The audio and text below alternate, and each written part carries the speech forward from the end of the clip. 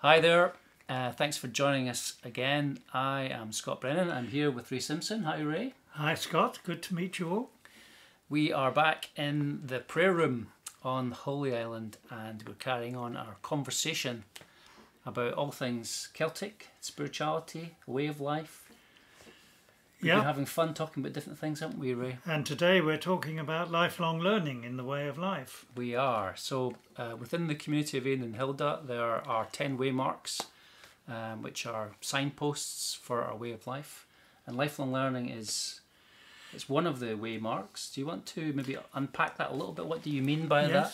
Well, it's the first waymark, and we believe that everybody, whether they're unable to read and in a refugee camp or they've just got a university degree, is on a journey where they can learn every day of their lives. So it's for everybody in the world. So every day is a school day? Every day is a learning day, yeah. Right. And Jesus called everybody to be disciples, and a disciple means a lifelong learner. Well, if I remember correctly, the word in the New Testament Greek for disciple is mathetes. Yes. Where we get the word maths. You're very well learned. I'm a good disciple. Yes. So there's something mathematical about it. There's actually a system to it. There's some order. There's some being intentional, really. That's right. Okay, and when you talk about lifelong learning, then it's not just for the educated. No, I think the universal element, which everybody in the world can do, is to, before you go to sleep or try to go to sleep at night, look back on the day and reflect on it. See if there's something that's gone wrong that you can learn from, something that's gone right and that's been a blessing that you can learn from, so that your life becomes more fruitful. You're becoming a more learned person in the true sense of the word learning. It's interesting, as you're speaking, I'm just thinking that's a very holistic kind of approach, because in the West we have almost like an intellectual view of learning. Exactly. Whereas you're talking about something that's a kind of whole person learning. We have to love God with our mind, our body and our soul. Yes, yes, yes. Our heart, our mind, our soul and our strength, says one of the... I love that actually, because you know the heart is like our emotional intelligence. That's right. Our mind is like our IQ. Our soul is kind of like our SQ, our spiritual intelligence. Yes. And our strength is our kind of physicality and our ability to do things. And of course we develop our spiritual intelligence by developing listening. Sorry, what was that? We develop listening from the heart as well as the ears, as it were. Yeah. Sorry, I couldn't resist that joke. I'll forgive you. Yeah, listening skills. Yeah. And so listening and learning really go together, don't they? They do, yes. Ah, that's fascinating.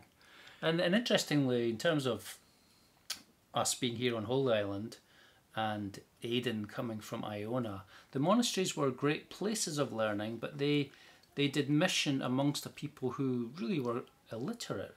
So what did they do in order to help them? Well, Aidan taught his brothers who learned something in the monastery who could read.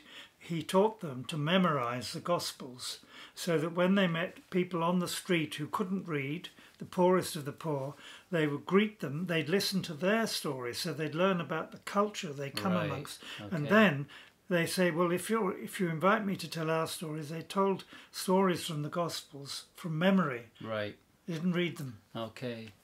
And I suppose a lot of it was an oral culture, so storytelling, sitting around the fire, all that kind of stuff. Yeah. And of course there's stories were also put into song, weren't they? They were. Creative arts are a very important part of learning. Singing, painting like you do, and 101, cooking. We can learn from so many creative arts. And of course the Celts had, and you see this in different places as well, they had prayers for everyday things, so learning was built into everyday life. Yes, and in our modern prayers, in our community, we have prayers for exams, prayers for your first period if you're a woman, all that sort of thing. We have prayers for everything. Yeah, I've not read that one, that's a new one to me. I could have done prayers for exams, that would have been helpful.